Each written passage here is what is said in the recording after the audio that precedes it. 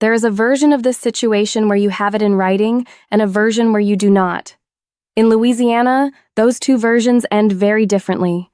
Today, it is the Louisiana Repair and Deduct Letter. A repair and deduct letter is the tenant's written notice that something affecting the habitability of the unit is still not fixed, naming the defect, the date it was first reported, and what the tenant intends to do next.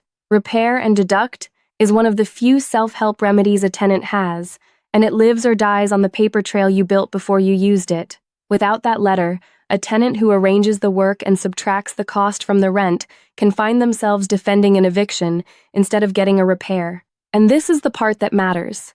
The deadlines, the notice periods, and the wording that actually count are set by Louisiana law, not by a generic national template. The version on our site is built for Louisiana, and the page walks you through the Louisiana rules that apply to it.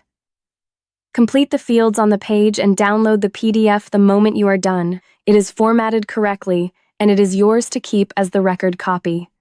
Give this a like if it saved you some time. Subscribe for the other states and the other forms, and grab this one at tenantscreeningbackgroundcheck.com.